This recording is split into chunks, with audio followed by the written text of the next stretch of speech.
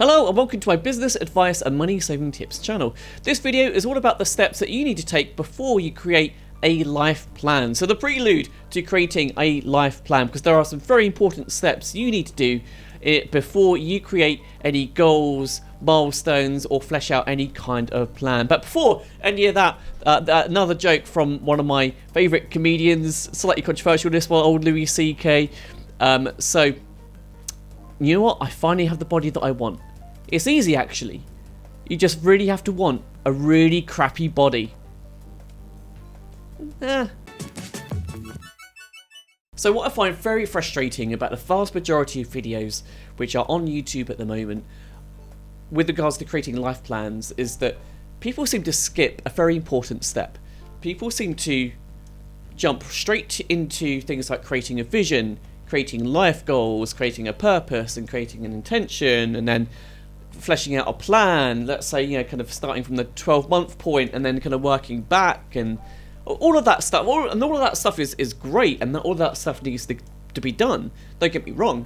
And I will create other videos which actually cover those particular points and topics. But there is a very important subject and point that you need to cover first before you do any of that, and that point is completion. You need to get complete with your previous plan completely, so that there's no resentment, there's no anger, there's no attachment before you create anything new. Because if you don't, you will bring any kind of history, bad habits, or resentment straight into that new plan, and the likelihood is that that new plan will be very, very short-lived, and it just won't have a very good lifespan. I think the best way that I could put completion into context is to talk about something that most of us, hopefully all of us, can relate to, is being in a relationship.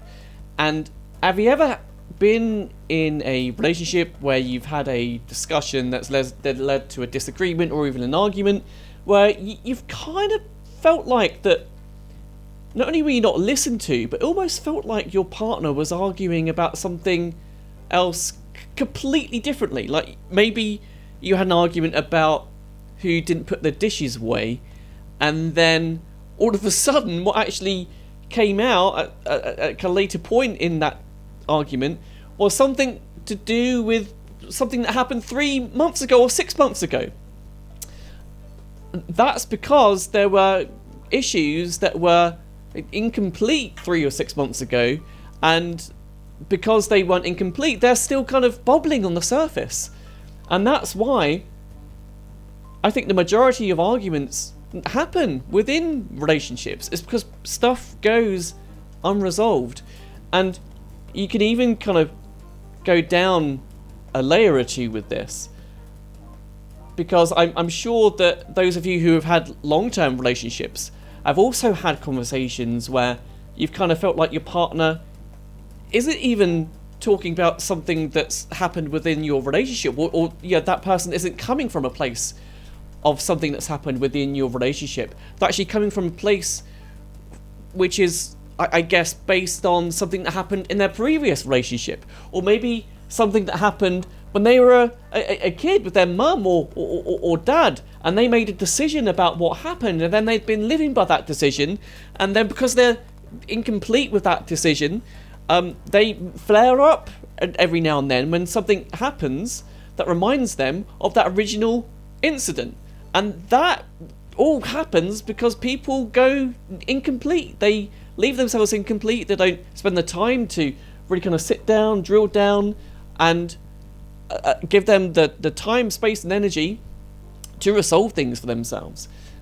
Now, to put this into context with projects, I had a really big project which was in, I think it was 2015, and this was a chat show with Comedy Central. It was called Celebs Doing Stuff They Like. The whole concept was based around me interviewing celebrities while doing some kind of experience. I did 12 development episodes. I worked with some fairly well-known comedians and actors, including the likes of Bill Bailey, Nina Conti, and Al LaBelle, Nikki Kelly. I go on. And I put all of this together, I approached Comedy Central, and to cut a long story short, they greenlit the project, which meant that they were going to air my pilot episode that they were going to shoot with me on Comedy Central late at night to kind of test the show and see if it worked. And everything was set and good to go. I had Chris Ramsey lined up for the pilot. I had really big stars lined up for the first series, including Ricky Gervais, Melissa McCarthy, Zac Efron. I called in so many favours from my film PR contacts at the time. It was all set to go. And the day before we were due to shoot the first episode, Comedy Central pulled the plug. And I was devastated. It was like someone kind of reached into my soul, ripped out my heart, essentially, and just smashed it against the wall. There were so many hours and months and almost years of work that went into this. Now, without getting complete about what happened, I never would have furthered and done any more comedy stuff. I wouldn't have done any more presenting. I wouldn't have interviewed any more celebrities. I just would have left it there and then. It would have been completely dead in the water. And I think the thing that really made a difference was that I took full responsibility of what happened. And it was very easy, and it's still very easy for me now to kind of lapse into the world of being a victim. And I can say, oh yeah, but Comedy Central, they greenlit the thing, they knew exactly what it was, and blah blah blah. I can make excuses all day long, but at the end of the day, if you don't stand in being 100% responsible for what happened, you have no power over it. And what I can be responsible for is that I created a show which was loved by one department in Comedy Central, and it wasn't loved by another department in Comedy Central.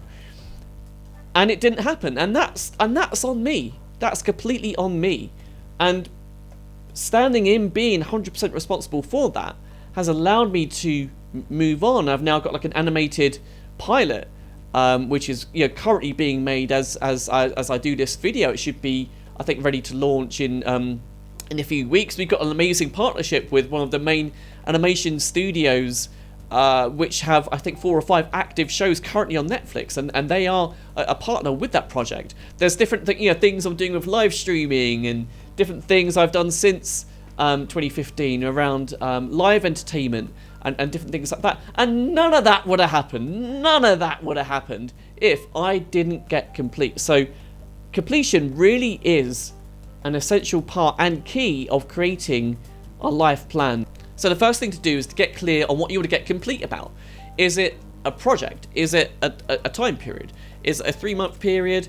Is it a year? Most people towards the end of a year or at the beginning of a new year, they sit down and they start creating life plans and a life goal. So is it a whole year? Is it a project? Get clear on that. And then I want you to take the first step, which is to write all of the accomplishments that you achieved within that time period. And I would, if you are doing a time period, I'd ask you to be very generous with the areas that you look at. Don't just look at business and money. Look at things like relationship. Look at things like if you've got kids. Look at your parenthood. Look at sex if sex is important to you. Look at your life as a whole, your friends and family. Look at all the different things that you achieved. Recently, I was working on getting complete with the previous year, and one thing that I completely overlooked originally was something I achieved with my daughter. We love mountain biking, and I realised that I think it was August of last year, we went on a mountain bike trail which was really advanced, really advanced, and she started outpacing me. Now that is a huge achievement, given that previously, let's take it back a year and a half ago, she was scared of mud, and she'd freak out even if she had a fleck of mud on her. Now fast forward to last August, she had a fall on this mountain bike trail. There were 1 or 2 tears, but she brushed herself off, and boom, she was off again. And I chalked that up as a win, a massive win, in terms of my parenting with her and how I've caused her to have a much thicker skin. So look guys, I want to give you the time now to write down all of your achievements. So please pause this video and unpause me when you're ready. And now I'd like you to look at all of the things that you didn't achieve within that project or time period. And again, please be very honest. Please be very open about this. And please write as much as possible. And let's get in the dirt, guys. Let's get the really kind of gritty stuff, the stuff that you probably wouldn't even, you know, tell your best mate. It's just you and me, right? You and me. So, yeah, please kind of write everything down. Be, you know, generous with yourself with this. And be honest, be straight. And please do that now. And next up, I want you to look at what you could be responsible for in all of your successes and your failures. And in particular, with your failures or things that you wanted to achieve that you didn't achieve, I want you to try something on. I want you to consider that you are 100% responsible for everything on that list. Everything that happened, everything that you wanted to happen that didn't happen. I want you to stand in that you are 100% responsible for everything, every single tiny little thing. And yeah, I know it's uncomfortable, especially if one of your failures is the direct result of something that someone else did, and maybe it was even something completely out of your control. Maybe it was something to do with the weather. I don't know. Maybe a tree crashed on your office and you couldn't work for 3 months.